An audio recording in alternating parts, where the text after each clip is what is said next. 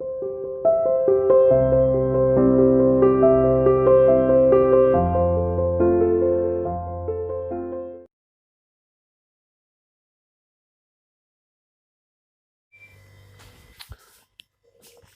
Student, welcome to CR international online classes. बेटा, हम भारतीय संविधान के जो करेक्टरिस्टिक्स हैं कि करेक्टरिस्टिक्स ऑफ इंडियन कॉन्स्टिट्यूशंस उनको डिस्कस कर रहे थे।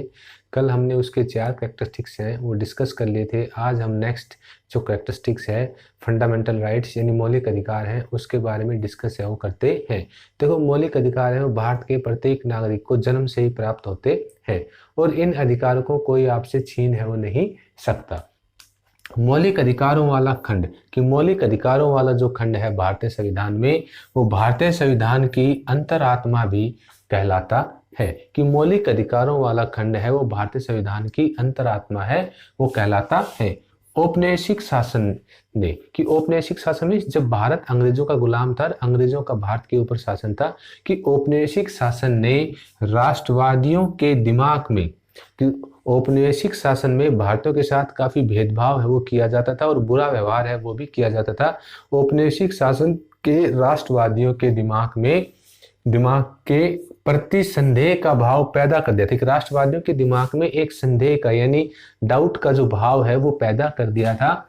इसलिए राष्ट्रवादी चाहते थे कि और इसलिए जो राष्ट्रवादी थे वो चाहते थे कि स्वतंत्र भारत में कि जब भारत अंग्रेजों से आजाद हो और स्वतंत्र भारत में राज्य की सत्ता के दुरुपयोग से बचने के लिए कि राज्य की जो सत्ता है, पावर है, उस पावर का गलत इस्तेमाल नहीं हो, कि राज्य की सत्ता के दुरुपयोग से बचने के लिए कुछ लिखित अधिकार होने चाहिए। कि अंग्रेजी शासन के दौरान भारत के जो राष्ट्रवादी थे उन्होंने इस बात का अनुभव किया था कि अंग्रेजों ने भारत के ऊपर सत्ता का है वो गलत इस्तेमाल है वो किया था, भारतीयों के प्रति पावर का गलत इस्तेमाल किया था। इसलिए राष्ट्रवादी यह चाहते थे कि स्वतंत्र भारत में कि जब भारत अंग्रेजों से आजाद हो तो राज्य की जो सत्ता है, पावर है, उसका दुरुपयोग से गलत इस्तेमाल को रोकने के लिए नागरिकों को कुछ लिखित अधिकार है वो प्राप्त होने चाहिए और सरकार के ऊपर कंट्रोल है वो होना चाहिए कि सरकार अपनी मनमर्जी है वो ना कर सके।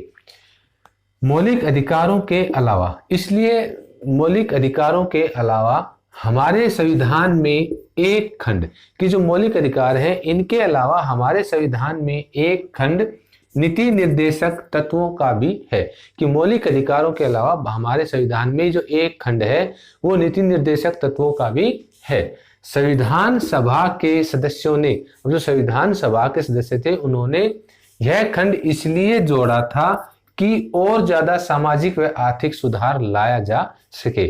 कि संविधान सभा के सदस्यों ने नीति निर्देशक वाला जो खंड है वो उसको इसलिए ऐड किया था कि भारत में और ज्यादा सामाजिक और आर्थिक सुधार है वो लाया जा सके।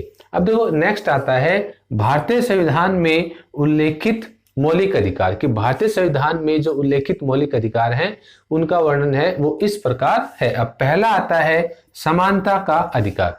देखो, भारतीय संविधान देश के प्रत्येक नागरिक को समानता का अधिकार प्रदान करता है। इस अधिकार के अंतर्गत यह प्रावधान किया गया है कि जाति, धर्म, लिंग, ठीक है, या धर्म के आधार पर किसी व्यक्ति के साथ राज्य किसी प्रकार का भेदभाव है वो नहीं करेगा। राज्य की दृष्टि में देश का प्रत्येक नागरिक है वो समान है और राज्य देश के प्रत्येक नागरिक को एक समान दृष्टि से है वो देखेगा और किसी के साथ किसी प्रकार का कोई भेदभाव है वो नहीं करेगा।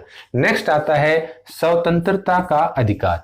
कि मौलिक अधिकार में सेकंड आता है कि स्वतंत्रता का अधिकार। स्वतंत्रता के अधिकार का मतलब यह है कि व्यक्ति अपनी मर्जी से कहीं भी आ जा सकता है, कोई भी काम है वो कर सकता है, लेकिन उसको यह स्वतंत्रता नहीं है कि वो कुछ ऐसा काम करे जिससे दूसरों की स्वतंत्रता का हनन होता हो, यानी दूसरों की स्वतंत्रता का या दूसरों को उससे कुछ हानि होती हो, उसको यह अधिकार है वो प्राप्त नहीं है। स्वतंत्रता के अधिकार के अंतर्गत यह प्रावधान किया गया है कि व्यक्ति देश में कहीं भी आ जा सकता है, कोई भी काम है वो कर सकता है, लेकिन अपनी स्वेच्छा से उसको मजबूर है वो नहीं किया जा सकता।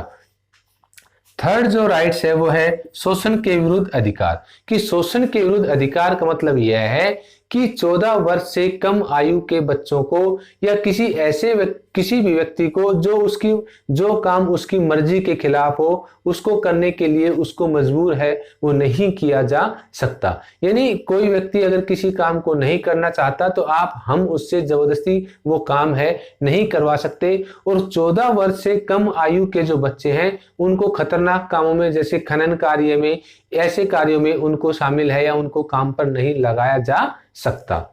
फोर्थ आता है कि धार्मिक स्वतंत्रता का अधिकार। देखो, धार्मिक स्वतंत्रता के अधिकार के अंतर्गत यह प्रावधान किया गया है कि प्रत्येक व्यक्ति को अपने धर्म के रीति रिवाजों का पालन करने का अधिकार है।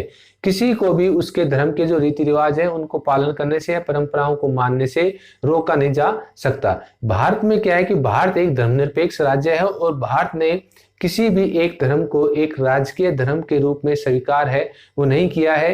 इसलिए प्रत्येक व्यक्ति को धार्मिक अधिकार है वो प्राप्त है, धार्मिक स्वतंत्रता है वो प्राप्त है। प्रत्येक व्यक्ति को अपनी इच्छा का धर्म अपनाने उसका प्रचार प्रसार करने का अधिकार भी है कि प्रत्येक व्यक्ति है देश का प्रत्येक नागरिक वो अपनी इच्छा से किसी भी धर्म को अपना सकता है, अपने धर्म का प्रचार प्रसार है वो कर सकता है, उसको ऐसा करने से उसको रोका नहीं जा सकता। नेक्स्ट आता है सांस्कृतिक और शैक्षणिक अधिकार कि कल्चरल एंड एजुकेशनल राइट्स।